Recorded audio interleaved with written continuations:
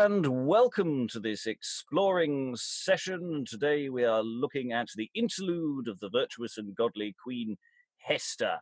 It is a play of which is very much the centre of my heart at the moment, because it sits right in the middle of a whole row of plays that we have either done as full cast audio adaptations of the podcast, or we've just done read-through sessions of. And so this completes a really nice block of plays that we can now all look at in something like chronological order online, and in your homes, if you so wish to get a sense of what's happening with interlude drama in the sort of middle period of the 16th century. Then this is one of the pieces that we're slotting into place. And so for me, this is one of those super exciting ones where I start filling in gaps and start putting together a much better composite idea of what's going on with plays of this period. To help guide us through this play for this first read through, this first exploration, is this team of fabulous readers who assembled for this evening.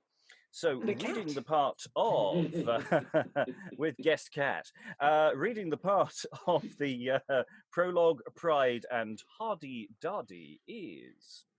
Hi, I'm Steve Longstaff. I'm a scholar of early modern drama based in Lancaster in the UK. And reading the part of Gentleman Number 2 and Hester is... Liza Graham, an actor, singer, and Renaissance text coach, 2 actors based in London. Reading the part of Gentleman Number 1, Adulation, and how did we say it was going to be? Mardocheus, maybe? Mardocheus. We'll go with Mardocheus for the moment, unless Scansion tells us otherwise. Reading these parts is... Hi, I'm Greg Aman from Berkshire. Reading the part of King, Ambition, and Third Jew is... Nuno Meireles, PhD candidate in Materialities of Literature from Porto, Portugal. And reading the part of Gentleman Number 3, Pursuivant, Second Jew, and Scribe is... Jennifer Forsyth, professor of early modern drama in Pennsylvania. And I am your host, Robert Crighton. Yes, I've done everybody now, haven't I? Except for me. I am reading the part of Aman and First Jew. I will also be filling in the occasional stage directions that may occasionally interrupt the flow of dialogue. But without further ado, we're going to plunge straight into the interlude of Godly Queen Hester and see what comes up. So, Prologue, over to you. Diverse philosophers, ancient and sage, their clergy and cunning to put in practice, oft have disputed by learning and language, to whom greatest honour men ought to devise, or for what cause high reverence should arise. And amongst many some were there, doubtless, that concluded honour due unto riches. Some also to noble blood and high peerage, affirmed honour duly to pertain, and some to policy and wisdom's sage, and some to power and superior reign, each man his reason said in certain. Over this some said that virtuous demeanour to be excellent, and of most honour. The king, sitting in a chair, speaketh to his council. Of this, my lords, we would be glad to hear, which is most worthy honour to attain.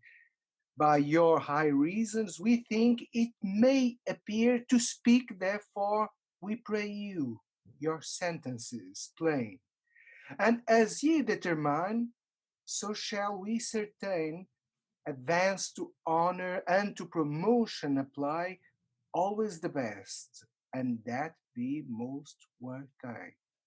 And the stage direction that we've caught next is the first gentleman enters. I think we accidentally gave to the prologue a stage direction earlier. King sitting in the chair speaketh to his council. I don't see stage directions for the entering of the other gentlemen, so we can assume that the first, second, and third gentlemen are all in the room or entering as they speak, as they speak to the king now. First gentleman and numbers following. Most dread sovereign, King Asurus to your doughty, weighty, and short, of riches, power, wisdom, virtue, or noble blood, which is most sovereign and of highest honour. Meseems as virtue none can be so good, nor not riches, nor power, wisdom, nor gentle blood, but where virtue faileth, the other be not sure, but full unstable and long cannot endure. Whoso will labour stories to peruse, and then with diligence often will read, may see and perceive how vice did confuse many noble princes, which were indeed of such magnificence that we not need to doubt of their riches, power, and wisdom, and yet for lack of virtue vice them overcame. Nebuchadnezzar, Sennacherib, and Salmanasar, Nero, Diocletian, Maxentius also, all these princes of high honor were, of riches, power, and wisdom, also of noble blood. Yet these and many mo, for lack of virtue, to vice did fall, to their own destruction and their subjects all. But then, as meseemeth, it were expedient, among all virtues appertaining to a prince, the same to know by some reason urgent, which is so necessary to the province, that without it in no wise he can convince neither sin nor sinners that unjustly deal, nor in good order keep his commonweal. In mine opinion, that is justice of virtue as excellent as may be. For all things it ordereth in such wise, that where it is, peace and tranquillity, good order, high honour, wealth, and plenty. And where it faileth in the prince or king, the commonweal decayeth without tarrying. Beside justice there must be diligence, in his own person that same to put in your, or else sometimes such coloured sentence under cloak of justice, ye may be sure, craftily shall proceed from them that have the cure, which in process may bring to downfall the king, his realm, and his subjects all. The judgment of Solomon in his own person between two women living unchaste, so feared Israel, that utterly none durst once rebel, but they thought it waste in any wise to attempt either first or last anything of displeasure to his majesty royal, fearing his wisdom and justice so equal. If by his lieutenant had been done the same, his honour should never have sprung so far, nor so much renowned by noble fame as it is now, and that both here and there. Nor yet his subjects to such awe and fear he could have driven by no means at all, as he did by his justice personal. And over this many a noble man, at the prince's will and commandment to employ justice, did the best they can. And yet the commons underneath could be content, and why? For in their mind they think veriment that either for riches and honour justice will do, and he only for the zeal that to justice he hath too. Wherefore, noble prince, if in your own person will ye employ justice, the more your honour shall be. My lords, we thank you for your counsel. As ye have said, so think we, verily, that justice maintaineth the commonweal, and namely the prince must needs himself apply unto the same, or else utterly shall follow decay by war, or else death. Quoque si princeps malus populus corruet. And over this, if that his lieutenant shall happen to square from truth and justice, albeit his fair words and good semblant, the prince must needs be circumspect and wise, that no ambition nor covetise, through great wealth and riches, inordinate, do erect his courage for to play checkmate. For though it be as well as it may need, it shall be thought nay. I assure you indeed. Sir, what is your name and progeny? We have a stage direction here, which I find slightly bamboozling. One of the gentlemen must answer which you will. I don't know if anyone has any thoughts on that. Because the dialogue seems to immediately follow on from the king, clearly enough, with Hyman, Iman, or Liza has a thought on pronunciation there. I've just seen in the chat. I've often heard it said as Heyman, but Hyman works too, maybe. Haman. Yeah. I am Haman, son of Amadathi, of the stock of Agag, born lineally. Your learning and reason pleased us well, and ye seem to be of discretion. We bear ye, therefore, our favor and zeal, so that without means of intercession, we make you our chancellor. Take heed to this lesson. See ye do justice and truth ever approve, or to your destruction we shall you soon remove. My duty is more now than ever it was, truly to serve your most noble grace, both night and day, here and in every place. And I exit. My lords, as now thus stands the case, we are comfortless for lack of a queen, which should be our joy and chief solace, and, to say truth, it had not been oft seen, but the prince with the princess matched had been, lest default of issue should be, which God defend, therefore your counsels first have to marry we do intend. Then let your officers peruse this realm, and of fair maidens that be virgins pure, of most goodly personages that may be seen, gather a great number, that we may make report unto your grace. Then may ye be sure to choose the best when ye have them seen, and that is fittest to be your queen. Call to us Aman, our trusty chancellor. And here I come back on again, with many men awaiting on me. If it please your grace, I am here. Amen. This is the counsel of my lords all, that our officers in haste we should send to peruse this region universal from the beginning unto the end, to seek fair maidens, where so they may be camped, and of most goodly personage that may be seen, to the intent among them we may choose a queen. This is our mind, more to speak it shall not need. In all that ye may see it be done, indeed. Here the king entereth the traverse, and Aman goeth out. Here entereth Mardocheus, and a maiden with him.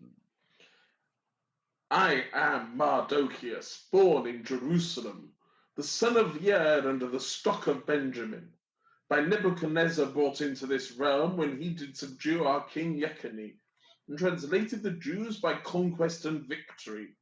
Both I and other, in number many one, were brought in captivity into the realm of Babylon.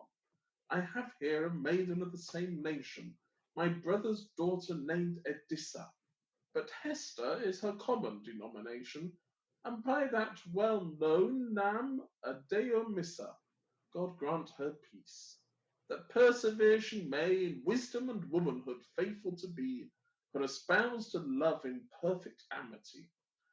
So is it now our king Assuerus divers pursuivants in great haste have sent over all his realm in these parties near us, to seek fair maidens is his intent.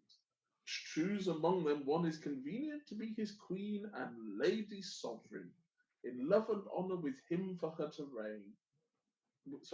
Him for to reign. And for as much daughter Hester that you, among other, are appointed for one, I think it according, therefore now, to give you mine advice and instruction. Attend ye, therefore, without interruption, and by faithful mind and steadfast memory, that I shall say, learn it diligently. Noble Mardocheus, my father most kind, to that ye say, I will apply my mind.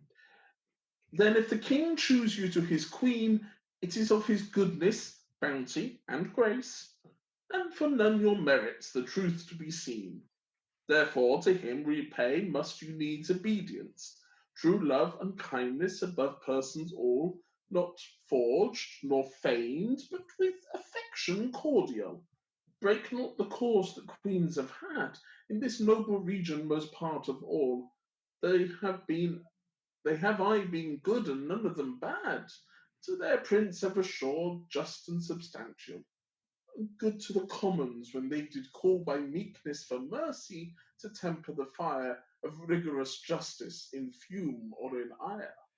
This counsel is perfect and also so pure. I grant it therefore, and promise you sure it is my whole mind and hearty desire the same to fulfill as reason shall require. Here entereth the Pursuivant with many maidens. I have here of maidens a fair company, of comely stature and goodly visage, which to the king I think by and by for to present, and to his council sage for their promotion, wealth, and marriage. Save before with Mardocheus the Jew, I must speak for Hester that is so fair of hue. She is here ready, and doth attend the king's commandment to fulfill. And at your pleasure forth shall she wend, without resistance, and by her good will. Then shall I bring her the king until. Come on, Lady Hester, and follow me. To the king shall you go with your company. And here Aman meeteth them in the place. Sir Pursuivant, have you these maidens brought for the king, like as ye had in commandment? Yea, sir, and for them far have I sought, both in village, town, and tenement. I trust I have done true service and diligent. So are ye bound, by very duty of your allegiance and fidelity, see that ye follow us with your whole company. As ye have said, so shall it be. Please it your grace, according your mind, we have made search all your region for goodly maidens of nature fine and kind, and of them have found, in my opinion, a number right fair, and of complexion so pure and of so fair visage, that they surmount all other in personage. Then there is a stage direction. They go to the king. I suggest. Are they also of such competent age, of such demeanor and gravity that they be fit for our marriage? Oh, upon a proof, your grace shall hear and see as well their wisdom as their beauty. Certes, they be fair and goodly each one, and as it may seem by their first countenance, both by look and gesture, nature and complexion, in them should be kindness, mirth, and dalliance, wisdom, sadness, and in love, perseverance, constancy knit with comeliness, joy to increase, virtue with good demeanor, pleasure to put in press.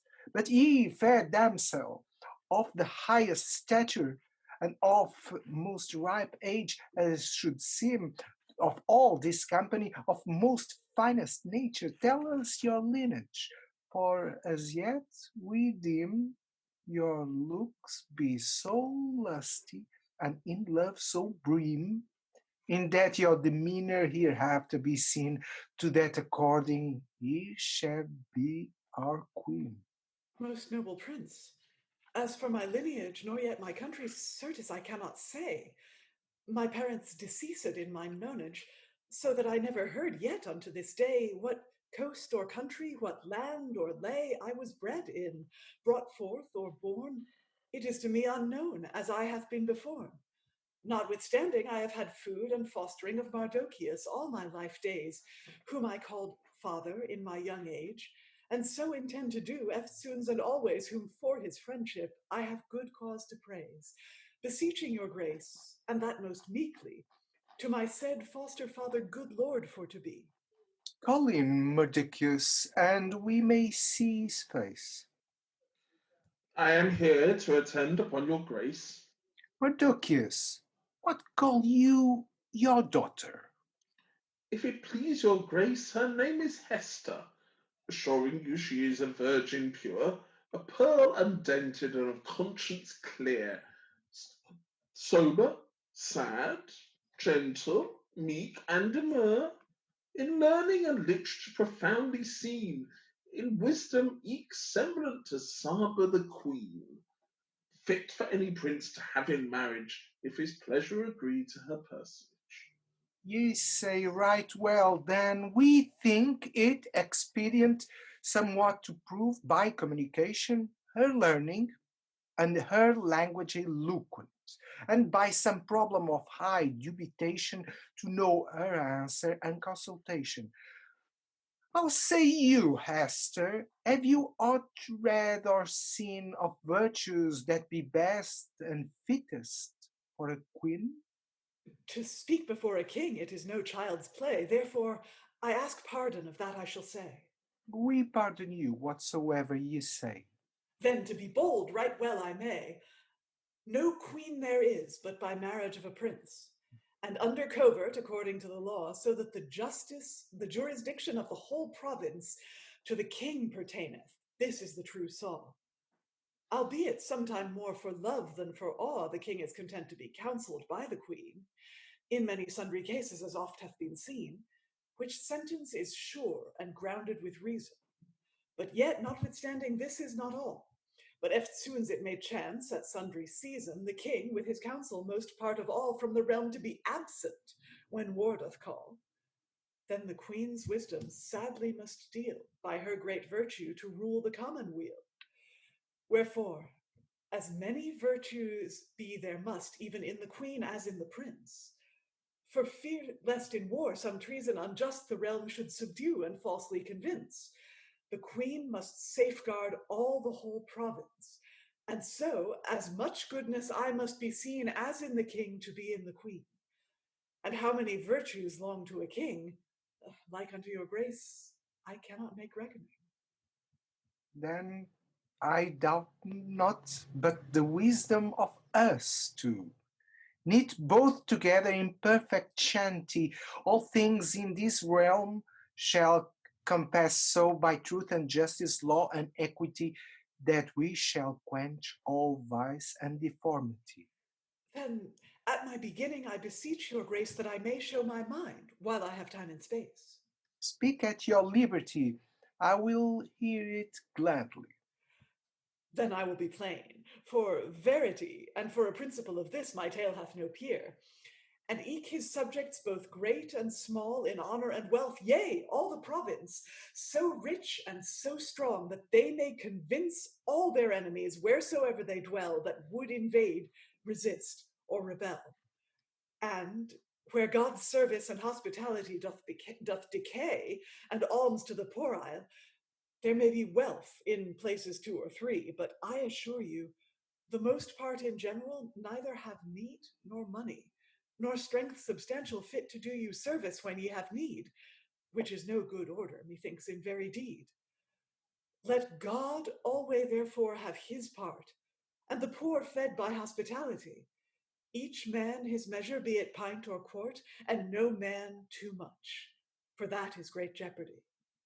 A mean to lose all, as I do fear me, for when all is gathered together on a heap, it may soon be conveyed. Carriage is good cheap. This I speak with true heart and mind, beseeching your grace to take it in good kind. Of these matters another time, more at large, we shall speak, and of divers others more. Aman, see our servants to accomplish their charge to await upon our queen, and that also in haste unto our wardrobe see you go, for rich apparel of gold and pall, as well for herself as for her ladies all. Then, if it please you to license the queen, as to her pleasures a while shall be seen. And we for a season this business will cease, and ourselves repose for our pleasure and ease. And we'll just pause there as here exits the queen, Aman, and the king as well. Basically, everybody exits. There's some definitely a lot of these stage directions are misplaced. In the edition that I have thrown out at you. We're about a third of the way through the text. So we've got a very nice early version of the film audition. I suspect Hester won't be doing things with cheese wire that happens in that film. No. Well, you never know. There's something quite a bit sleazy about that whole sequence, especially as it comes on from that sort of disputation about, what's the best virtue that a king should have, and then I think I'm going to audition me's a bride.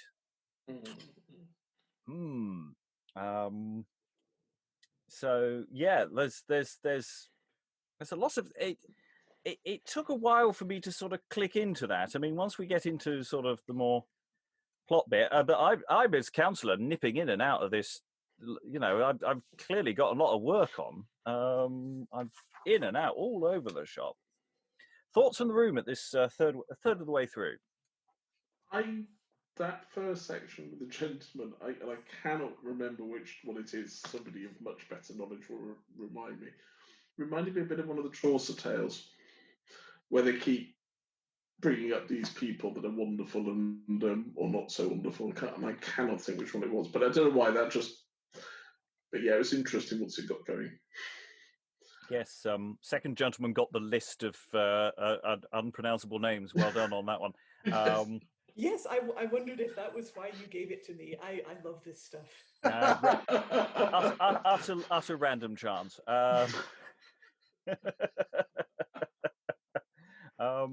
It has a certain bit like bits of John Bale at times. Actually, that let's list some biblical names because it's fun. It's kind of medieval name dropping. Yeah. Hey, this one and this one and this one and this one. Yeah, I mean, it's an interesting little bit of disputation and arguing, and I mean, I don't. Well, it's not. They're all sort of pushing in generally the same direction, or am I wrong there? What was going on there? The gentleman, you mean? Yeah, the opening disputation with the king and the gentleman and their advice and things. Well, we've seen debates like this before in other plays, right? We've seen people who seem to be debating against each other, but really I think it's a chance for the playwright to air out their philosophy and their rhetoric, and in this one, everyone's polite and everyone follows on from each other rather than combating with each other. Yes, it's not like there's opposing viewpoints here. It's just more they're passing the baton on, aren't they? It seems like a building up to the Esther demonstrative, almost a monologue. In fact, for the audience, how should a queen behave? These are the values we defend, or the playwright, or that should be stressed. It seems like that. It seems very demonstrative. Yes, because Hester does sort of pick up on the threads of that later on, and with her very assured disputation, which there is a little bit of context I might throw in later about what Hester is saying in that opening gambit. Other thoughts from the room?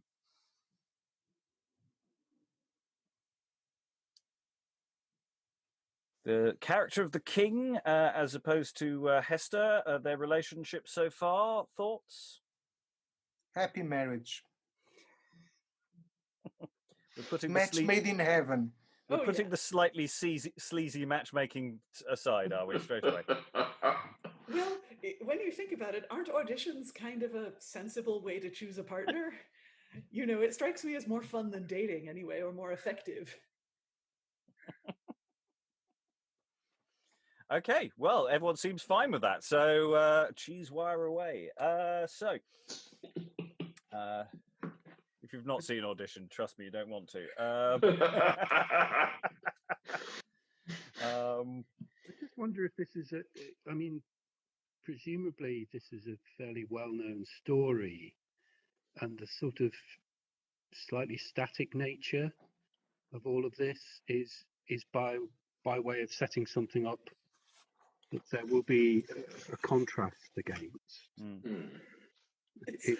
It does go a bit sort of Tarantino-ish, doesn't it? So. I couldn't possibly comment at this stage. Nope. Well, we do get a tonal shift coming up. I guess we'll discuss that. Yes, I meant tonal shift. Yes, that's what I meant. Yes, of course. Do we have a date for this, Robert? Yes, we do. It dates from the mid 1520s, and there seems to be a revision date for it around 1529. So it is quite related to politics of Henry VIII. And the things that might be going on in court at the time. So if you notice anything about a queen looking after the realm, has quite a pointed connection to a certain side of things. There's quite a bit on this we can go into in the future, but not necessarily for this session. But it's a question about a king asking about what's the best way of being, what's the best virtue for a king is an interesting question to be presented. I'm interested in some of the stage directions, which are a bit they're frequently misplaced in the version I've given you, and I apologise for that. It's like the king entereth the traverse and the place, and so that there seems to be almost an on-stage visible waiting room, so that people are there are different areas that are being played around with this as people come and go. So with the number of bodies potentially on stage, I wonder actually whether it is quite as static as some of the dialogue makes it seem to be. It's static when it's static, but then there's areas of movement. In breaking up the gentleman's speech between 2 or 3 characters rather than assigning it as one long speech, the writer has already shown, I think, a sense of stage dynamism and they've made it that bit more interesting. I wonder which gentleman Haman or Haman is, because it says, at Haman's first speech, it says, one of the gentlemen must answer which you will. So presumably that indicates that Haman was one of the 3, and that would be interesting to assign, given what happens with him later. Well, that helps with the doubling. It's I the love one that. capable of saying those biblical names, of course. Yeah. I'm going to go with one of the gentlemen. That works for me. I like that. Okay. We do need to crack on with the next thirdette, approximately. So we're going into quite a different. Everybody's exited, and we're getting a whole bunch of different characters in a slightly different mode. Because here entereth Pride, singing poorly arrayed. You don't To men that be heavy and would fain be merry, though they feel smart, of chance such reckoning that with their mouth they sing, though they weep in their heart. Sometimes they dance with merry countenance, and they'd leave asleep. Eke they laugh and grin, why be of this son, I ween, in the heart they weep. Whoso will accord with this double world must use such arts. Outwardly kind, in his heart a fiend, a knave of 2 parts.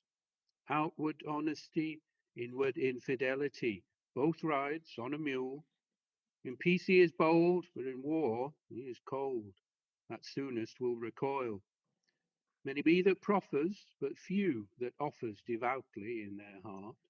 They say they can do all, but when need doth befall, they begin to start. He that is double loves always trouble, and at no time will cease. And yet he will not fight by day nor yet by night, in war nor in peace. But such men by battle may get corn and cattle, bullion and plate, and if they once get it, let us no more crave it. By God, we come too late. Either to beg or borrow, accept shame or sorrow, displeasure and hate. Sirs, my name is Pride, but I have laid aside all my goodly array. Ye ween I lie, there is a cause why that I go not gay. I tell you at a word, Aman, that new lord, hath bought up all good cloth, and hath as many gowns as would serve 10 towns, be ye never so loth. Any man in the town do buy him a good gown, he's very wroth, and will him straight tell, statute of apparel shall teach him good. Wherefore by this day I dare not go gay, threadbare is my hood. Pride was wont to be a man of jollity, of high countenance and face, and since Aman reigned, no man him retained, almost in any place. For Aman, that elf, would no man but himself should be proud indeed. For as men say, all pride he taketh away, well, God send him good speed. And as for adulation must change his occupation, it is not worth appease. Why so? For my lord a man doeth all that he can, I assure you without doubt, to take up all flatterers and all craft clatterers that dwell 40 mile about. Yea, but that your law shall, by order substantial, punish all those. Yea, I will tell you one thing, law now and flattering eye together goes. Why so? Full all law, east and western, adulation in his chest a man hath locked fast, and by his crafty pattering have turned law into flattery, so that first and last the client must pay, or the lawyer assay the law for to clatter. And when ye ween he said right, I assure you by this light, he doth not else but flatter. Why so? For if Aman winks, the lawyer shrinks, and must not and dare not say yea nor nay. And if he speaks the law, the other calls him door, no more than dare say no more than dare he say. So that was law yesterday, is no law this day, that flattering lasteth alway, ye may believe.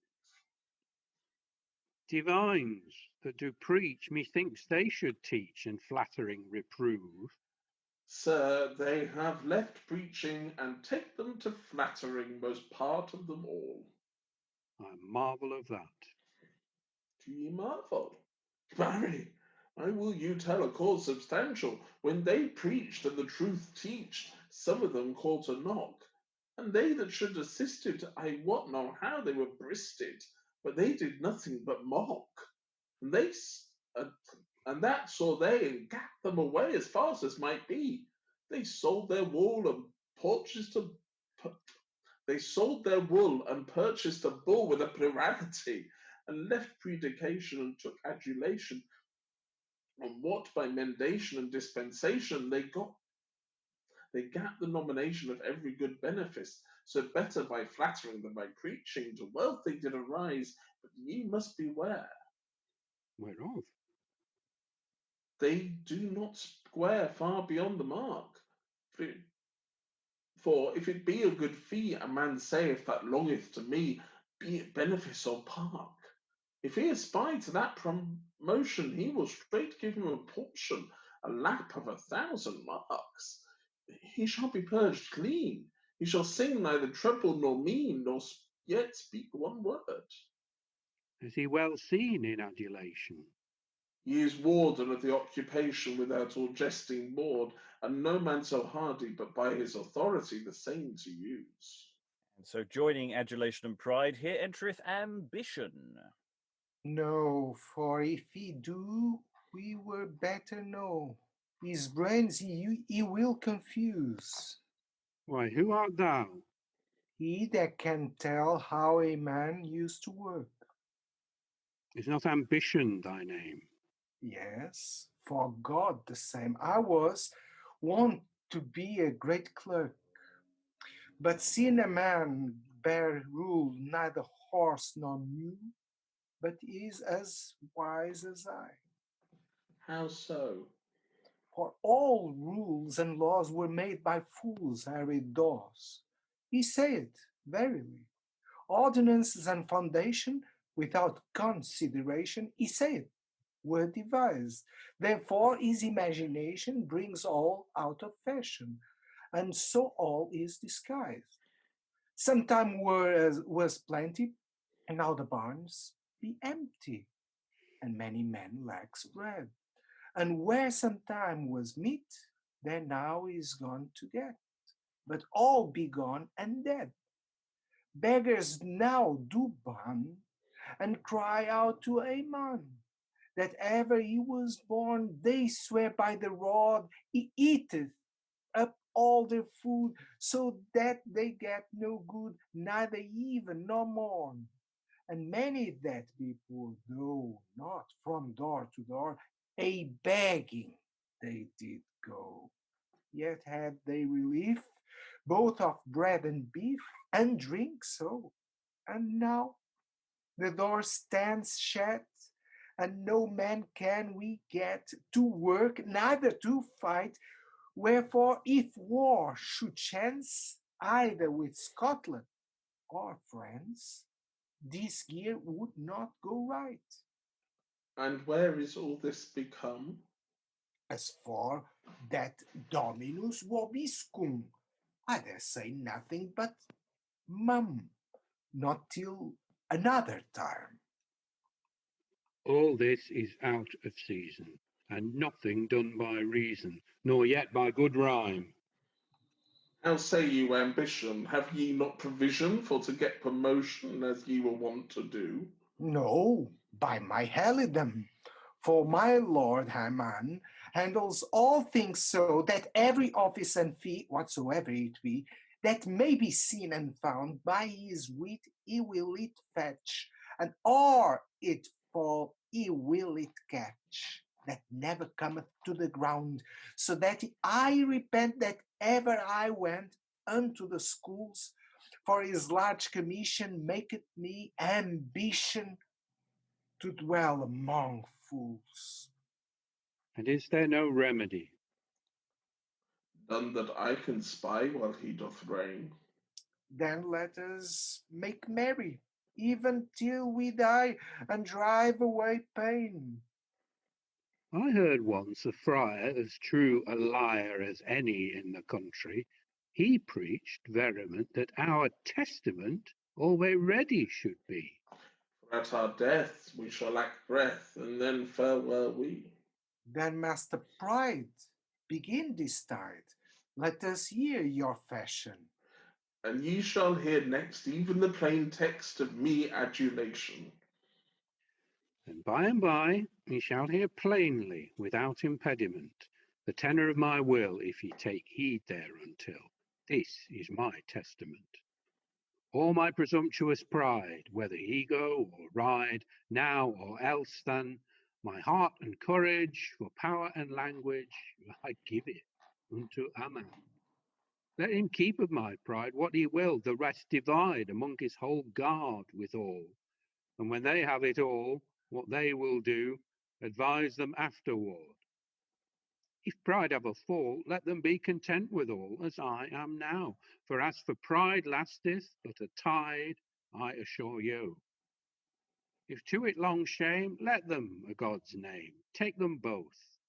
For as I fear me, so must it needs be they never so loth. And I, adulation of the same fashion at this time present, to record every man, give unto a man but by this my testament, all my subtlety and forged fidelity to him and his espies. I wot they will it use true men to confuse, and that craftily. And if they do indeed, I pray God they may speed, even as honestly, as he that from stealing goeth to St. Thomas watering in his young age, so they from pitter-patter may come to titter-tatter, even the same pilgrimage. And I, ambition, had a commission by force of a bull to get what I could, but not as I would, neither of lamb nor wool. The bull nor the calf could please the one half of my fervent desire. But ever I thought, by God, there was I would have had when I was never near. Sorry. Therefore, all my ambition together in a commission under my seal, I give it to Aman, to the intent that Satan may love him well, that while he is here, he may still desire, and yet never the near sometime to be. And when he goeth whence, he may with him dispense by a large faculty, that for his sin 7, or he come to heaven without board nor game. Sometime or tide he may for his pride suffer some shame. Now, by Wade's mill, every man's will is wondrously well. And by my haildom I will be wisdom, for folk often chat how men die in estate, but so shall not we. No, by Saint Anne, but yet, my lord, amen, never the better shall be. No force, so God may save, if we our will might have, we would he should never thee. Now made is our testament, I pray you be content, some mirth to devise. Let us begin with singing, and conclude with drinking. It is the new guise. Then let us begin a song that will last even as long as hands to the tavern door. And they exit, departing, singing before Aman entereth. Just going to briefly pause there. You're all very unhappy with me. Has to be said. I'm really ruining all the fun of pride, adulation, ambition. I'm just the fact you've given up and you're just going to throw everything. Give me all your best vices, which is lovely. I fully expected the usual sort of comedy. I mean, I was looking forward to Stephen's Pride, based on prior experience.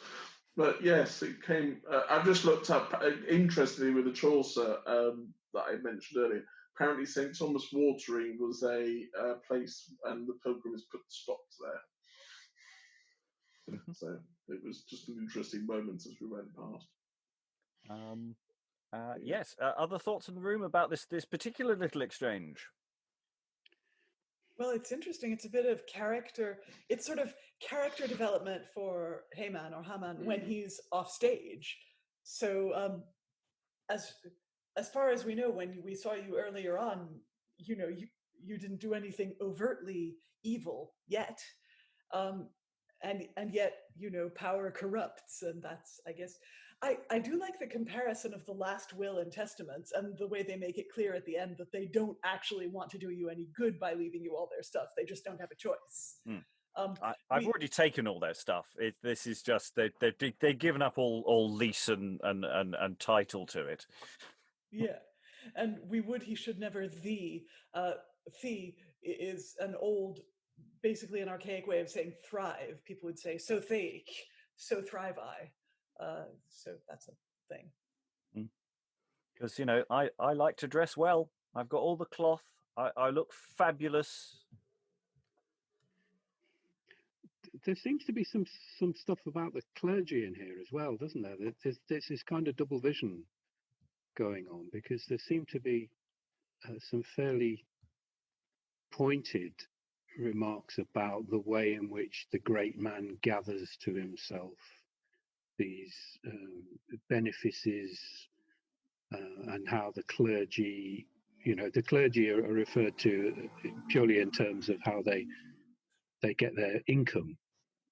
There's this kind of, so there's a sort of slight bit where you had lots and lots of rhymes where it sounded like somebody was mocking a certain kind of language, where it says they sold their wool, purchased a bull with a plurality, left predication, took adulation, what by mendation and dispensation they gat the nomination of every good benefice. Plurality is multiple office, isn't it?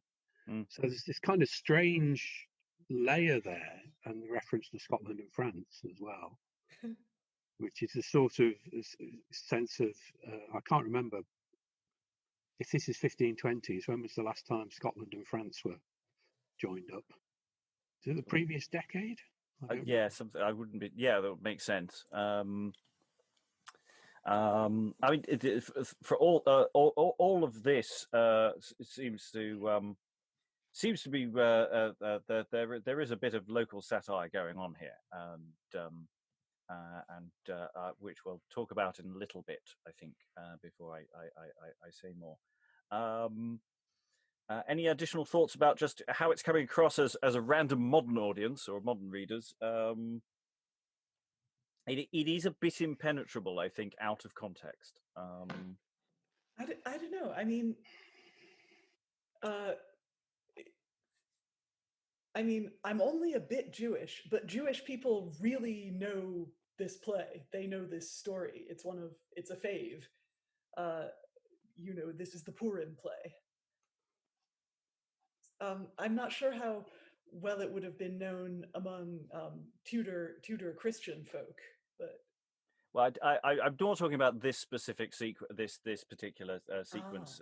It isn't really reacting fully to the plot as is about to happen. I think is fair to say. I think the rest of the context, once we get to it, should be fine. Once we've hit the plot again. It seems like an interlude for this interlude. It really is that modal change you talked about. It's kind of a commentary. The figures are and then as we find in the rest of the play. Yes, we're about to sort of more interact with the primary plot and story. So let us read on and see where it goes, because it's me, unfortunately. Aman and the king in a moment will be coming in, and then we're going to have Hardydardy as well entering as well, and that's where hopefully the comic business will slot into place. Most noble prince, and of highest wisdom, I do not doubt of your consideration, but that you know what I have been, eke what I am, both in will and words and occupation, of assured thought, without adulation, and as glad to do service unto your grace as ever I was to live any time or space. And for the same great malice I do sustain both of your princes and commonalty to my great grievance and marvellous pain. And eke further, I fear the jeopardy of my life, goodness, credence, and honesty. To cease their malice, unless you put in your power royal, I cannot long endure the slanderous reports, the lies that be made, the feigned detractions and contumelious, the rhymes, the railings so far set abroad, both painted and printed in most shameful wise, and God to record, all is but leasings and lies. Was never made on man like as is on me, only for applyment of law and equity.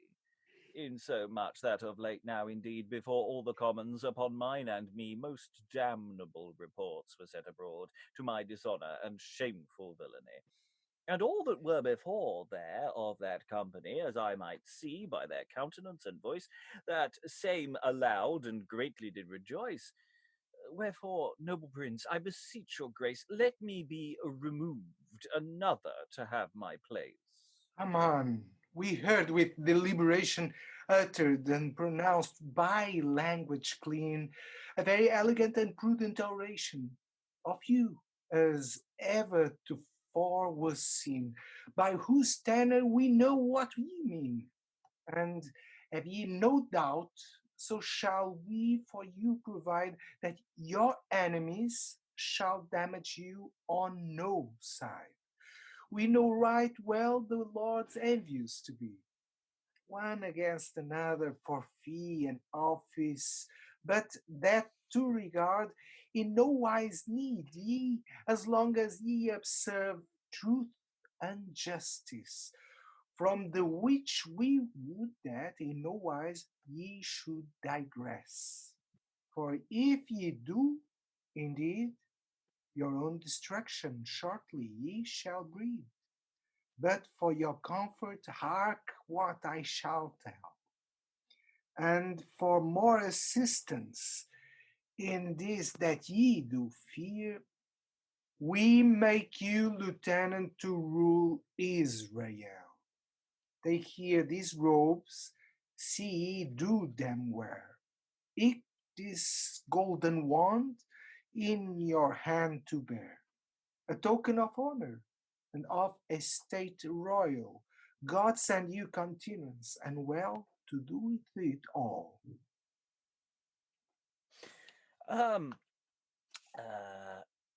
Yes, noble prince, according as I am bound, I will do you service till death me confound. For a season we will to our solace in our orchard or some other place. And here the king entereth the traverse, and Hardydardy entereth the place. A proverb, as men say, a dog hath a day, whensoever that it chance. He that will drink wine, and hath never a vine, must send or go to France. And if he do not endure, he cannot. He must needs shrink. Shrink? Yea, say that again, for it is a great pain to be without drink. In such case am I swear by God's pity, I lack both drink and meat. But as I say, a dog hath a day, for now I trust to get. My time is come for to get some, if I be not let. It is the common word, a man is a lord, and a man is of price, and hath purdy all this country at his rule and device. And I trust to be one of his yeomanry, to wear his badge and mark. An office I would bear, and it naught else wear, but the keeper of his park. Meseems you're not fit. You mean I lack wit? It may be so well, yet a fool, when it doth hap, may sometime chance to stop a gap, when wise men will not know. Fools largely will board and tell all their thought. And wise men will not speak one word till all become to naught. Fools will tell all, and that troubleth sore. And wise men will say naught at all, till all be gone and more. Fools to idleness always be pressed. And wise men use such busyness it were better they were at rest. Fools let the reformation of common weal. And wise men be so full of imagination, they wot not how they deal. Wise men would do right, and fools say nay. And fools be fain to fight when wise men run away. Fools spend all till they naught have. And wise men carry all till they dare no more crave. Ye are a fool, ye do but clatter. Many go to school till they can flatter. Leave your clatter, lest ye come tardy. That makes no matter. My name is Hardydardy. Is your name Hardydardy?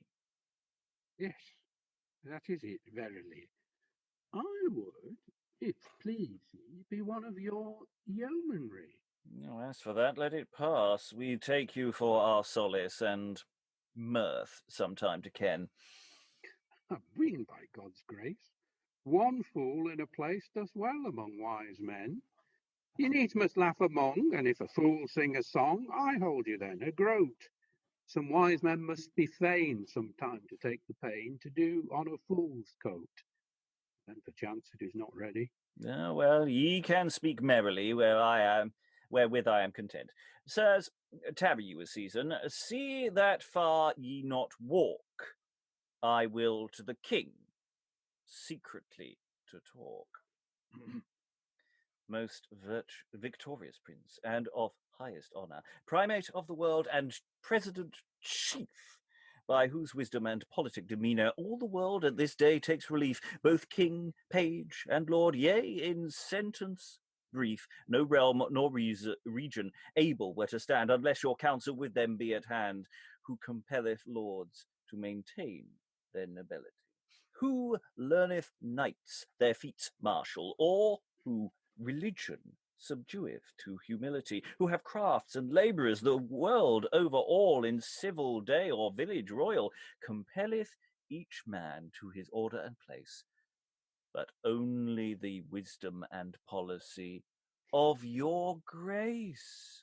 Your strength defendeth, your wisdom saveth all, your plenty relieveth almost every man. Such is your honour and order royal, that none other council at this day can reach nor attain to know how or when, like good order or honourable disguise, as you by wisdom daily to devise, so is it, your grace, from very base parage and poor estate, me to high honour have brought.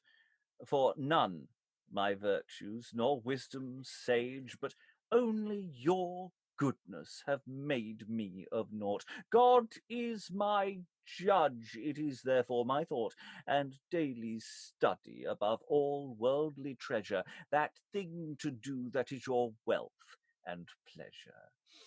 And if it please your grace, therefore, to hear one thing, as I shall make rehearsal, when I have said, I think it shall appear to your pleasure and profit substantial.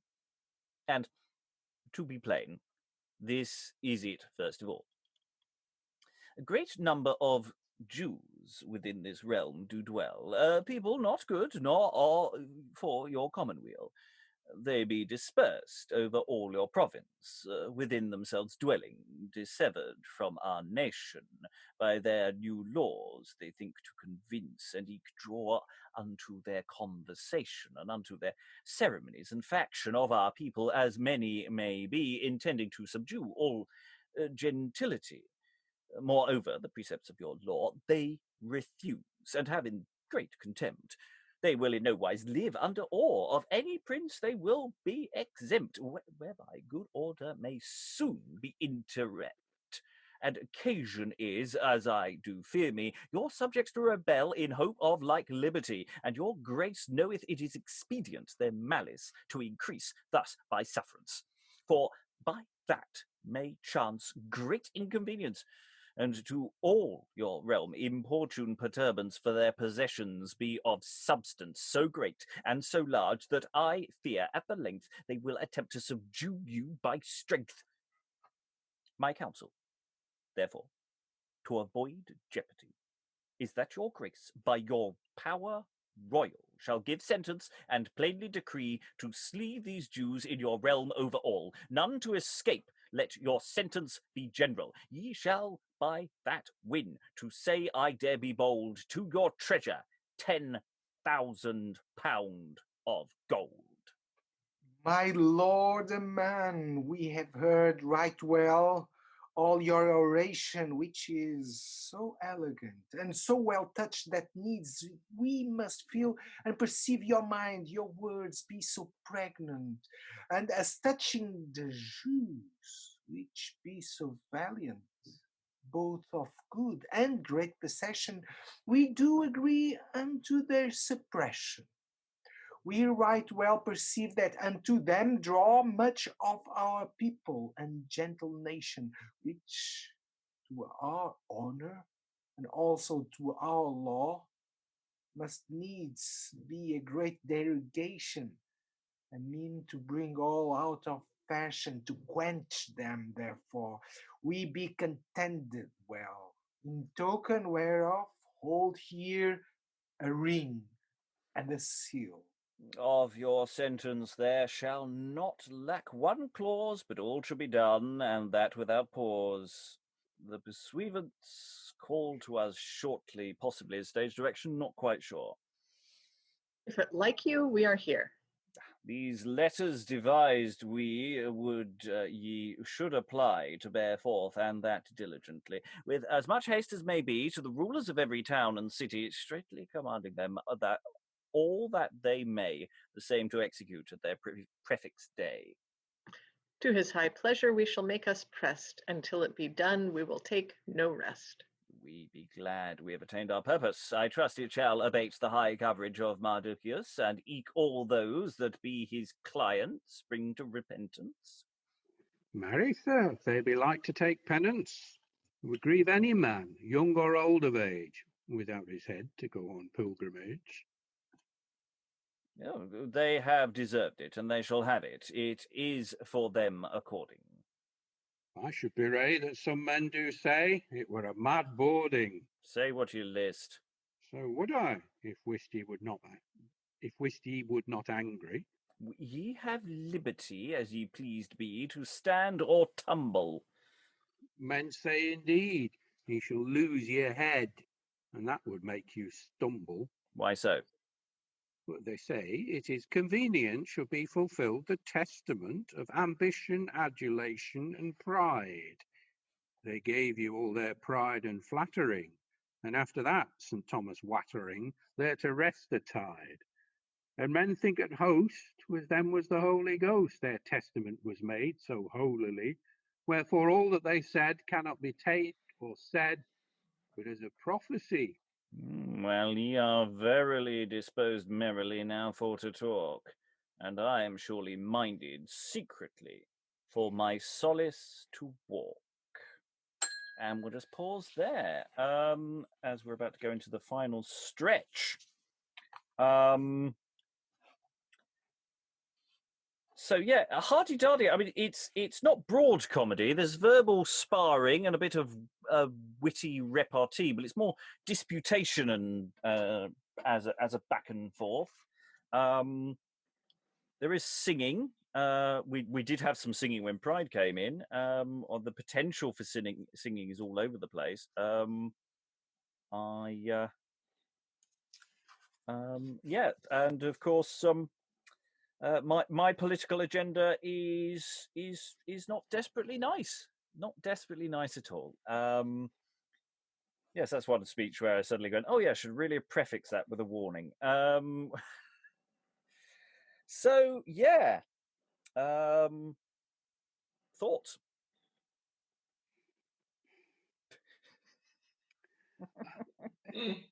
It really puts you in a time and place, I feel.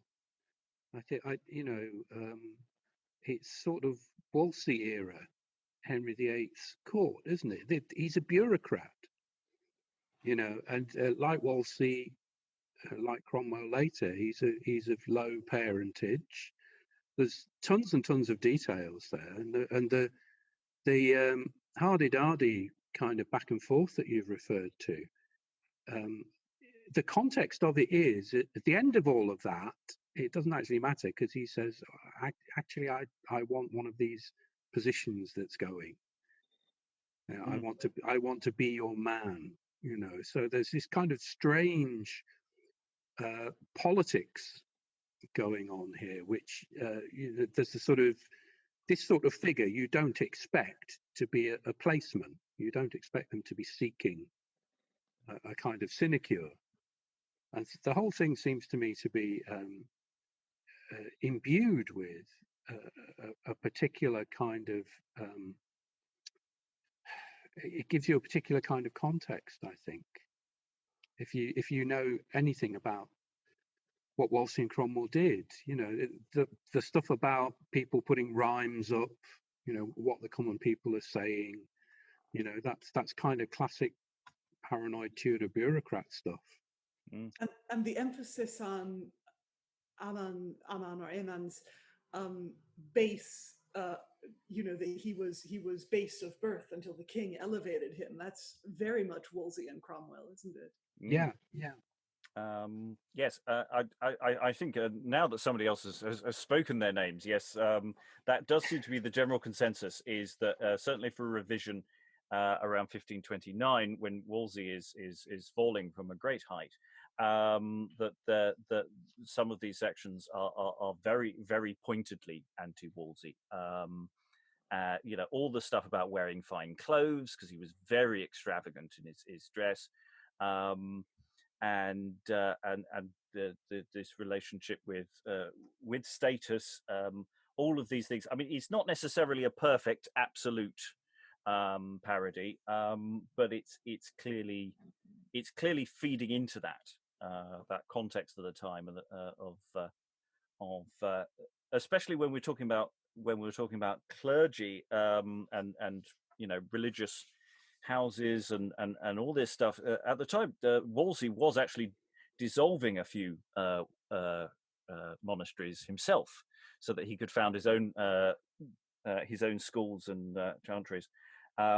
So even though we're pre, the Reformation proper later on, any suggestion that you're going around and doing that kind of activity is a very, very Wolsey thing. There is more perhaps on this later. And it's about a pogrom as well, isn't it? This is it's strikingly modern. This is the banality, to coin a phrase of the evil. That this is an administrator who's trying to set all of this up. It's not some kind of medieval, a child's been found on the dung heap and the Jews did it.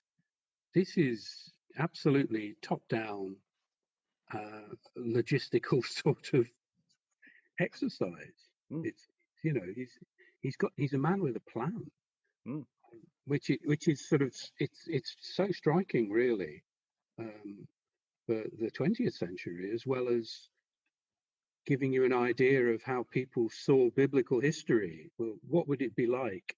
Well, he would behave the way, how would Wolsey do it? This is how Wolsey would do it. That's our take on him. Yeah, I mean, there is this emphasis on, their goods and possessions. It's a money-making scheme. With echoes back to, Edward and his basic policy.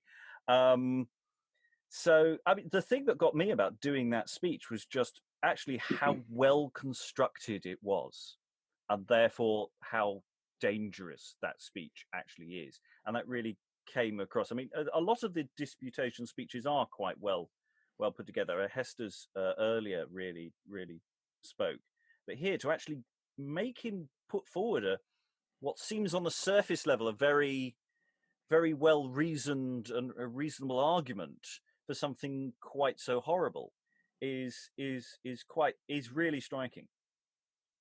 And was quite disturbing to be sort of caught in the middle of this flow of rhetoric.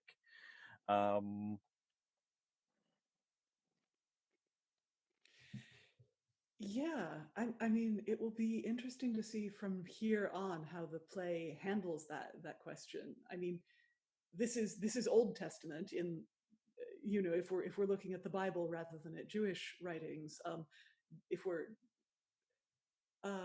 was it what, Edward the Third who expelled the Jews from England, or was it Edward the First? First. Okay, so and that was in what, 1200 and some. Might have been earlier than that. It might have been earlier than that. Was it later? I can't remember. It's late. 13th century, I think. Yeah.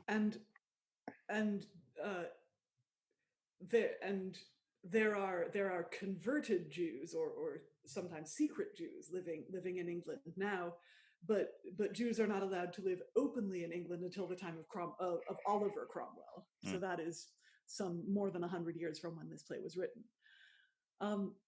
So you do meet, for example, in the mystery plays where you get the buffeting of Christ, you do meet characters that are Jewish and therefore evil. But in this play, because if you look at it from a Bible point of view, this is an Old Testament play. There are no Christians yet. What we have are Persian pagans versus Jews. So let's look at how this play handles Jewish characters and characters who want to suppress the Jews from here on. Remember, in other countries like Spain and Portugal, this was the time of the expulsion. Inquisitions, right? Not yet. The Inquisition in Portugal, for instance, came only at 1537. In Spain, I think it was earlier. It was earlier, yes, but there were plays like this one with sort of contemporary Jews or new Christians that portray them quite maliciously. It was a piece of propaganda, of course, but it's interesting to see how this is going. If it's only a demonstration of how things are plotted, or if it's an open anti-Jew propaganda that is possible from this era. Yes, shall we find out, ladies and gentlemen? I could put you out of your misery by giving you some spoilers, but I won't.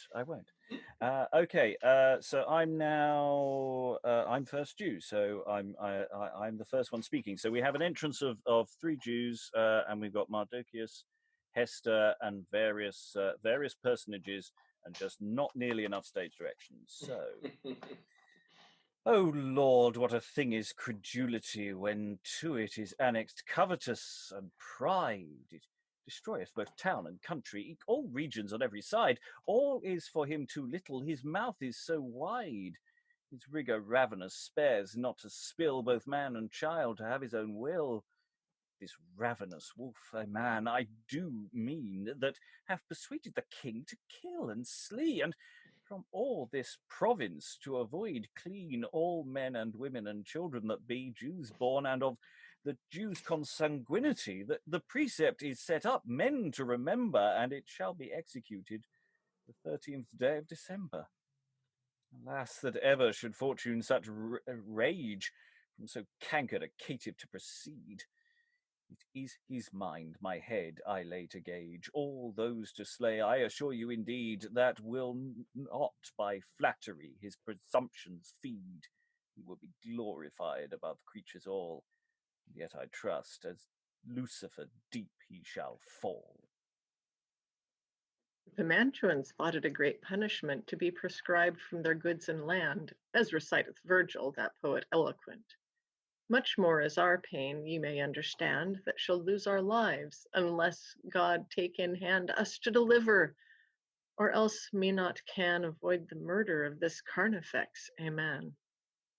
He shall by this murder our goods win, and himself enlarge his pride to advance. And when he hath all, he shall be new to begin, evermore to get by some other chance. Yet at the last all shall come to mischance, for both him and his God shall make tame, and for their pride and pillage send them worldly shame. Mardocheus, with your company, we have heard your lamentation, to our grief and displeasure verily. Yet we trust by meek supplication, first unto God by humble oration, and then to the king by desire cordial, a mean to find for to safeguard ye all. Call in the chapel to the intent they may sing some holy hymn to speed us this day. And then the chapel do sing. After this prayer and our former abstinence, to the good Lord I call for comfort, to inspire the prince and his mind in sense, that I may obtain now at my resort to redeem the Jews, all the whole sort, eke to disclose the falsehood, fable, and fraud of this cruel Haman, to thy praise and laud. O goodly Hester, our most noble queen, of personage peerless, and in wisdom alone, in courage and countenance none like it seem. So the street in dalliance was never done. Where is your comfort? Care can be none. Lo, here our want. Approach near to this place, that we may kiss you, and in our arms embrace. And here they kiss. What ask you, lady? What do you demand? Half or our realm is yours, if you command.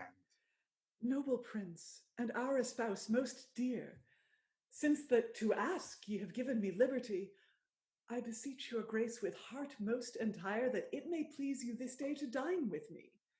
Eke, my lord Haman, I would be glad to see at the same banquet, for to take repasts. Call us in Aman, that we may go in haste. I am here ready to attend upon your grace, and here must be prepared a banquet in the place. It rhymes. Then let us go while we have time and space. Lady Hester, our most beloved queen, so pure and so exquisite is this repast, both of wine and meat, that no better may be. Your mirth, Aliki, and manners so pleasant to attest, that for to depart we make no manner haste. Aliki, our presence we know is to your pleasure far better than gold or any worldly treasure. Wherefore, as we said, we would ye should demand, and at your pleasure your petition make, the one half of our realm. If ye it command, we shall it depart only for your sake, and of it to you a plain surrender make.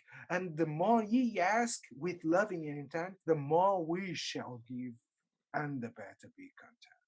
Noble prince, your high magnificence, your bounty, and especial grace, so oft and so kindly doth incense to make request some profit to purchase, so that longer delay were in me great trespass. And by that also your grace may well it think that finally your love unto my heart did sink. Wherefore, since this favor I have obtained of your grace to have any my request, this do I ask, with true heart unfeigned, and with charity of all virtues best, that through all your realm, both east and west, as many as be of the Jewish nation, your grace will them pardon at my supplication, assuring you I am of that nation, born and eke bred in Jerusalem. Yet I and all they by one condemnation to death are determined. Through all this realm, no remedy, lest your pardon us redeem. We would rather we might be sold to bondage than thus to perish by fury and outrage. What is he, or what is his authority that is so bold this act to attempt? It is, Haman, that by cruel envy is our mortal enemy, and would us interrupt, that our life and goods from us were adempt, that then would he rule all, and if he might to all get, and all should not suffice, so high his heart is set. His pomp and his pride so much is, indeed, that if he had all, it could not him suffice. At this time his treasure yours doth exceed, and yet content is he in no wise, but to get more daily he doth devise. The commons he extorteth till they be lame, he takes the profit, and ye bear the name. But better it were that he should suffer pain, than thus by craft your honor to disdain. For by his false leasings he putteth other in blame, deluding your grace when he list to feign. And no man so worthy for to suffer pain as he himself, that by his poison and gall hath deceived you, and eke your commons all. Signify then to me that the Jews did not feed the poor by hospitality. Their possessions, he said, were all but hid among themselves, living voluptuously, thinking the same might be, verily, much better employed for the commonwealth, where now is little profit, or never a deal. Noble prince, as for hospitality of the Jews dwelling in your region, it is with them as it always hath been since the beginning of their possession, which God to them gave of his mere motion, eke great knowledge both of cattle and grain, that none to them like household could maintain. Is not of Abraham the hospitality in scripture noted, and of noble fame, but one honoring when he receiveth three, the Trinity, figured in the same. Both Isaac and Jacob had a like name, of whom the 12 tribes descended be, whichever did maintain hospitality. Since God therefore hath begun their household, and I have preserved their hospitality, I advise no man to be so bold the same to dissolve, whatsoever he be. Let God alone, for he shall orderly a fine ad finem, both here and there, omnia disponere suaviter. O caitiff, most crafty, O false dissembler, with thy flattering tongue thou hast deceived me. All noble princes by me may beware whom they shall trust and put in authority, whom they shall promote to riches and dignity. But we shall teach thee good for thine ingratitude, and by thee all other their prince to delude. O Lady Hester, most noble princess, of thine honour and goodness sovereign, extend to me that pity, or else doubtless to death I am dressed in mortal pain. What I have deserved it for certain, and against thee my offence is great. Wherefore, and if I dare thy goodness entreat. But truth is, the merit of this is better, and God it more accepteth 1,000-fold against whom the offence is greater, and of them that of injury could not tell me. Wherefore, to speak somewhat, it makes me bold to increase thy merit and reward heavenly.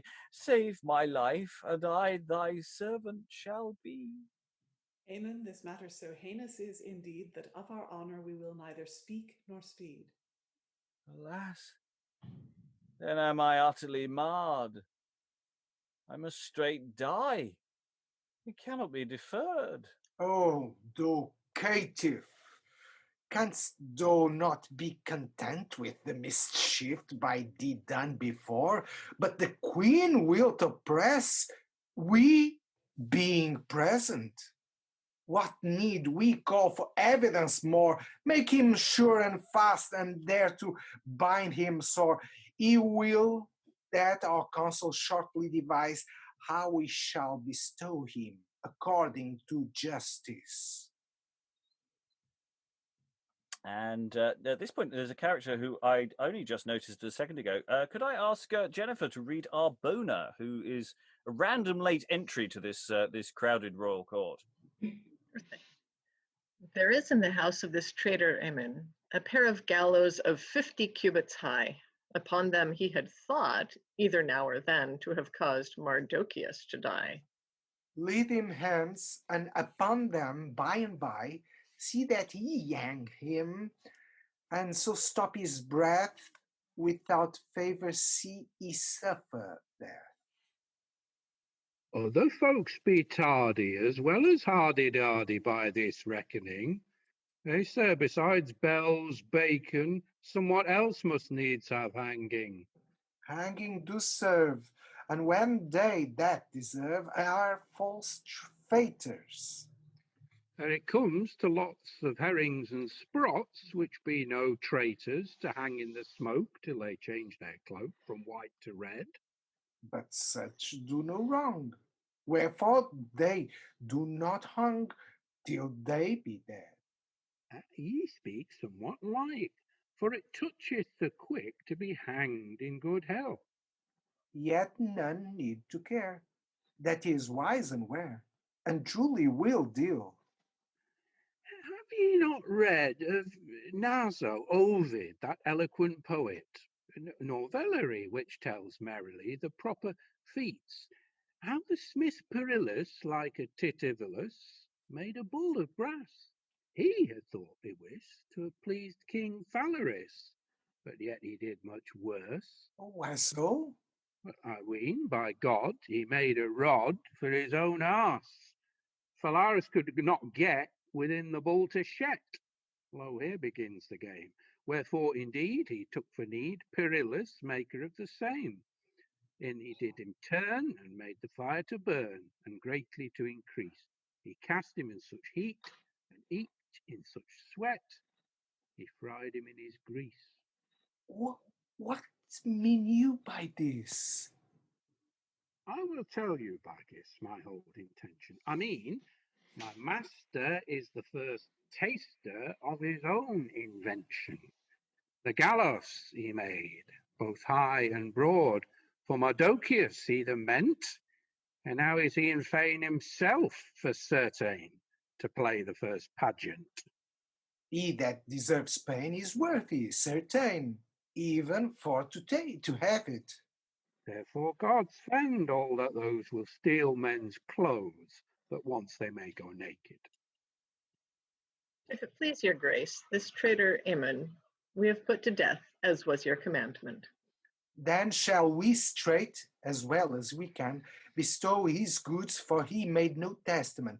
Lady Hester, this is our intent. The house of a man, with all his treasure, we give it to you. Do with all your pleasure. I thank your grace with heart entire. Now dare I be so bold to show that you the plainness of my mind, since Mardocheus is here.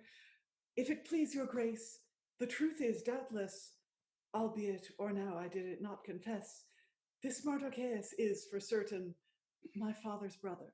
No longer I will it lame. A gentleman he is, for lineally he is born of the stock of Benjamini.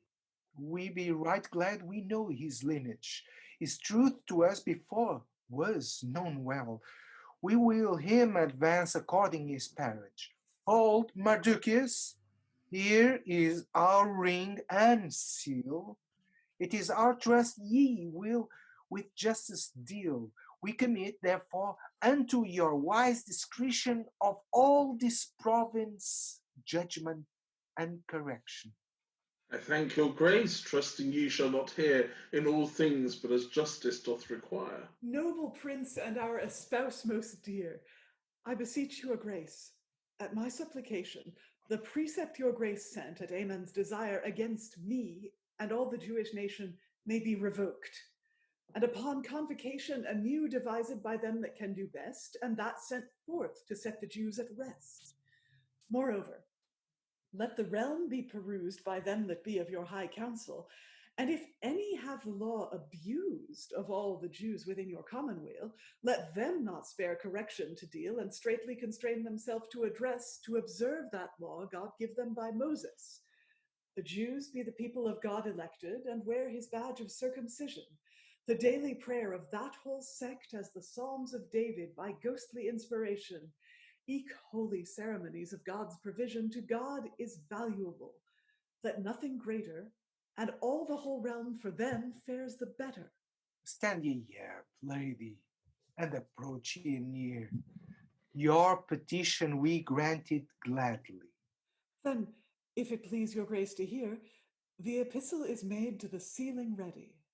Let it be read that it may by and by be sealed and consigned and so forth sent, and then I trust ye shall be content. And here the scribe doth read the king's letter. We, Ahasuerus, king and high regent from India to Ethiopia plain, send greeting, and straight commandment to all the heads and rulers certain, willing they should, upon a great pain, in 100 provinces and 27, all men compel to this our decree. Although it be so, our precepts that be sent of diverse nature and plain repugnant, when ye know our mind, ye shall be content to think it no lightness, nor wit inconstant, but the necessity of times variant, and as cause requireth for the utility of our whole realm heeds and commonalty.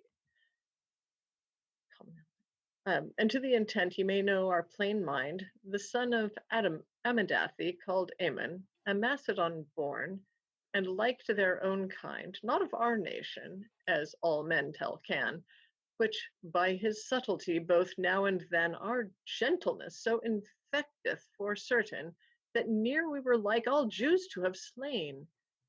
We favored him that he was called our father, and all men did to him honor.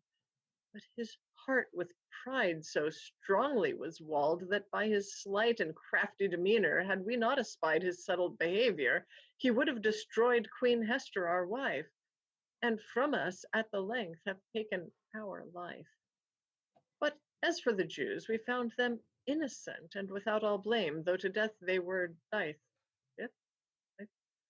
Wherefore, Aman, we thought it convenient to hang him till the death, according to right, within Susis, our noble city of might. Not only our deed, nor yet their chance nor fate, but God's own justice, whatsoever they prate. This our precept and high commandment, we would to all cities ye should declare. This is our purpose and very intent.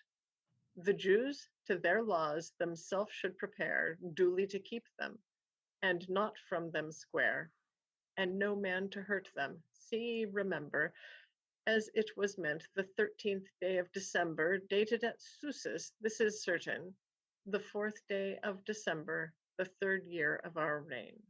This is well. See it be sealed anon, and that every city of them may have one. Now, madam, I trust ye be content. Yea, and that verament. May it now please you yourself to repose. Very well. Say first we will disclose part of our mind which we think necessary. If it be well heard, we trust it shall edify. My lords, by this figure ye may well see the multitude hurt by the head's negligence. If to his pleasure so given is he, that he will no pain take nor diligence, who cared not for his cure oft loseth credence. A proverb of old, sometime in usage, few men that serve, but for their own advantage. And yet, the servants that be untrue, a while in their world, their life they may lead. Yea, their wealth and worship daily renew. But at the length, I assure you indeed, their favil and falsehood will come a breed, which shall be to them more bitter than gall. The higher they climb, the deeper they fall. Let us seize this convocation, and this time dissolve this congregation. That like as here they have lived devoutly, so God grant them in heaven to live eternally. To the which we commit all this company. And the play ends, and everyone lives happily ever after, except me, because I got my head chopped off. You got hanged. I got hanged. Sorry, yeah, that was earlier. Sorry, that was this afternoon. Well, you did build a giant gallows and have it in your house. Yes. And it's like we had this callback. I'd totally forgotten the whole who Mardocheus and Hester, the pretending, and their relationship was all spelled out at the beginning of the play. I'd totally forgotten that. So when it was going and since Mardocheus is here, I love that as a line. It's like as he's in the room, I'll just explain. This is. He's fallen asleep almost. He's a gentleman, really. He's not just hanging around the court, and he's. And also, at the beginning, Hester said she didn't know who her parents were. So I thought initially that maybe that was a dramatic device to make her not really Jewish, and therefore, it was okay for her to be queen. But no, she very, very, she is Jewish, and she was just concealing her origins in order to pass under the radar at the bridal auditions. Yes, which it's also interesting when we get to talking about when you're talking about God at one point, the Trinity figuring in the same. I was that sort of leapt out at me as part of your disputation. There's a lot of there's a lot of calls forward, again, because we're in the Old Testament here. There's a lot of calls forward to Christianity, which these characters, of course, would not have known about, but neither would they have known about Scotland or France. So. As you do. Well, they might have known about Scotland and France. You never know. You never know. They wouldn't have caught. Bible might take place in Scotland. Yeah. So yeah, it's interesting. We have that weird death interlude with Hardydardy and the King. It's like and it's the same sort of word games and stuff. And it is sort of vamping, isn't it, for a reasonable amount of time before the hanging to occur. Because it takes it take a couple of minutes. It's the chapel singing as well, the sort of musical cues and the absence of many stage directions. We've got some stage directions. They kiss. I don't know if that's original or not. I assume it's original because of the randomness of the stage directions. So yeah, thoughts about this overall as the shape of it all. Now that we're into extra time, we're very much into the final thought stage of things. Good propaganda. Do not kill them, let them live. Yeah. And queens help make right. And there's that whole thing where the king was like, well, I thought the Jews were holding all the wealth for themselves and that it wasn't doing anyone any good. And Esther is like, no, that's just propaganda. Yeah. So it surprisingly challenges a lot of the tropes of Renaissance anti-Semitism, which I found pleasantly surprising considering where this play could have gone. Well, yeah, I mean, the thing is, to some degree, that sort of anti-Semitic agenda, I'm not sure how powerfully pressing it is in England at this time, because it's not like there is a population to oppress, or at least an acknowledged population to oppress. So it's not like you need there is that. It's not like anyone feels that pressure to oppress effectively an absent minority. It's true, and the people who are, as Nuno rightly said, the people who are doing the visible oppression right now are our enemies, or England's enemies, you should say. Yeah. I was surprised by some of the omissions from the Old Testament tale, the threats to Hester, for instance. Like that sense that there would be, like unless the king allows her to speak, she'll be killed and things like that. That would have been very dramatic to include, but it's not there. It seems to be presenting everything with a sort of let's have a reasoned argument about things. Now is our course of action. There isn't really a sense of anyone pressuring anyone into. I mean, we did Cambyses this afternoon. Trust me, this is a very different royal court. Nobody says anything to the king in Cambyses and lives. Whereas here, you can have a proper chat. Even Esther, like as a female character, she is as wise as they have said, right? That we may not have, we don't have the same kind of anti-Semitism. We also don't have the same kind of misogyny. Yeah, in the sense that. Well, that whole thing about the role of the Queen, and when she's talking about when that first exchange, and if we do take a lot of what she says to be sort of a parallel for Catherine, because it's talking about ruling the kingdom in the king's absence if necessary, which she effectively did, very effectively as well. So if that is a deliberate parallel, that there is an exemplar who might be being presented here, in connection with a real person. Though of course we shouldn't necessarily push that too far.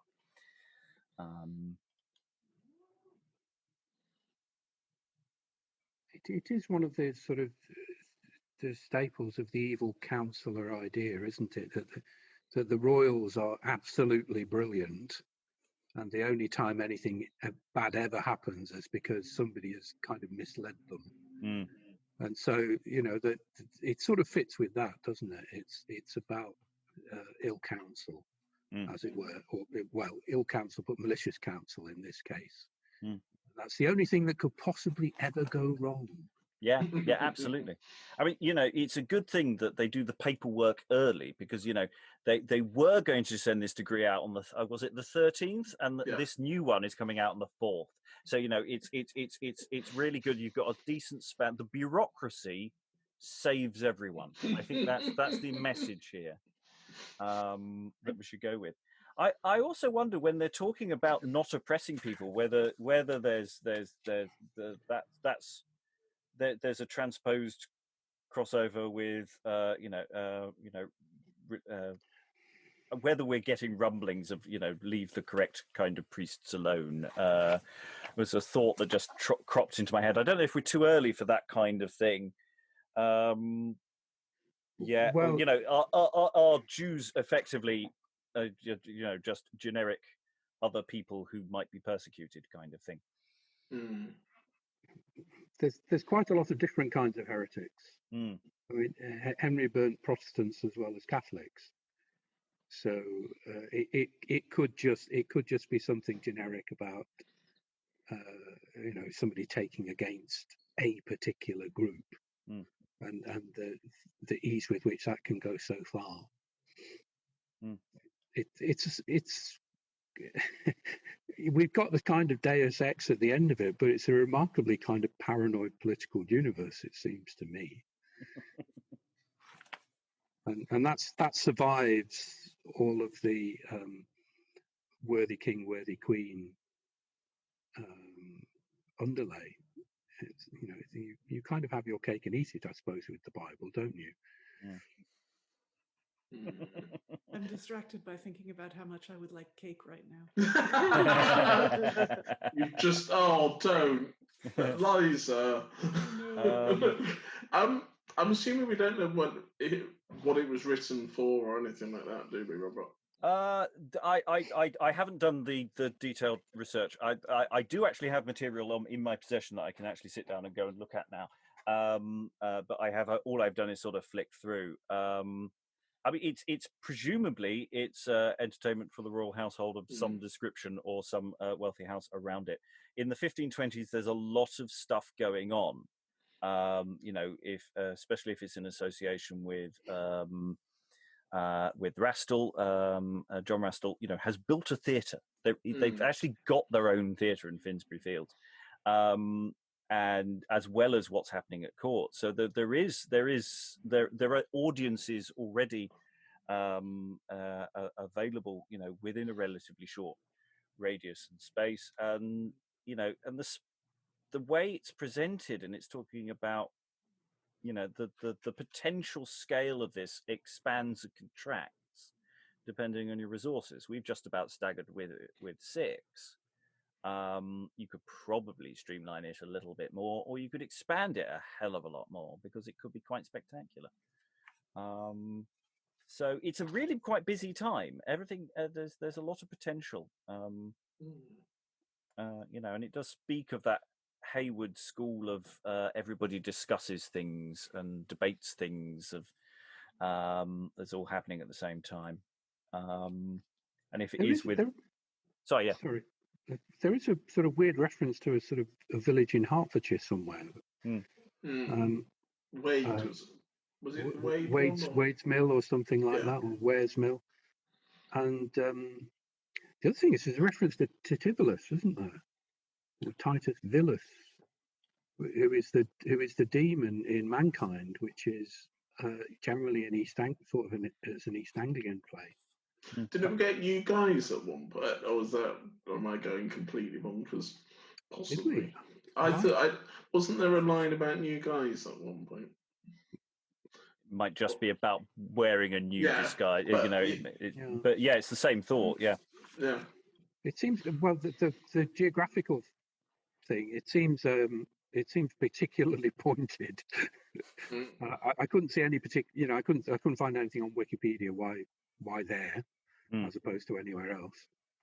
But it's finding it. I mean, it does help now that I say this is very much a part of a unit of material which we can now actually look at with more leisure, as a group as well as plays individually, and we've got enough material now to go back and look at this again, perhaps with more context. I think there's a question of whether this plays. You need to present it with its context to get the most out of it. I don't know if this is what we'd call a box fresh play, which you present to anyone. I think the context makes such a big difference. Any final thoughts before we sign off? Nuno, anything from you? Play. Yeah, Would see it. Stephen, any final thoughts? Just in terms of the sort of dramaturgy, it's very comfortable with back and forth trying to capping each other, and it's comfortable with monologues.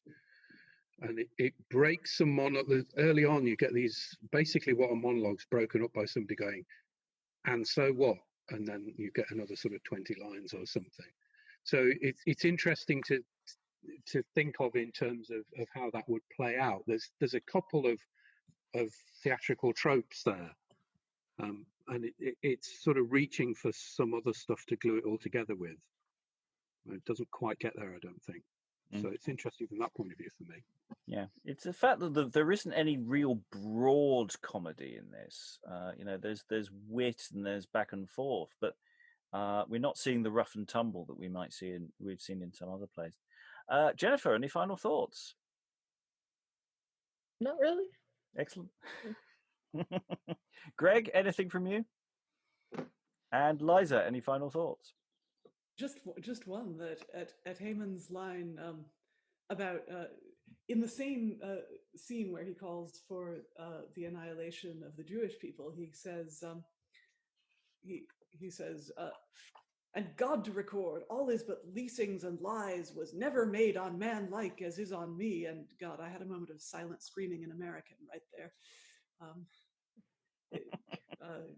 We're currently ruled by Haman, basically. With any luck, he'll suffer the same fate. Ooh, controversial. Oh, the gallows needn't be literal. It can be metaphorical. It's fine. Hanging chads. The contents of this episode, the opinions of the people speaking are not necessarily represented by the company. No.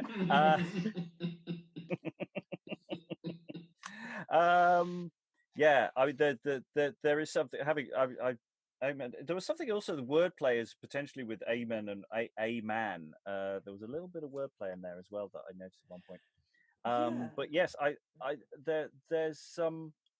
there's a huge amount of potential here. I think this is one that definitely goes into the with context pile for future production. A part of an evening whereby the first half might be actually some exposition and setup and maybe recreation of a potential court setting, and then to actually do the entertainment side of things rather than just throw this text at an audience. But I'd like to thank all the readers for their efforts this evening, and I will say goodbye as we go into housekeeping. Bye. Bye.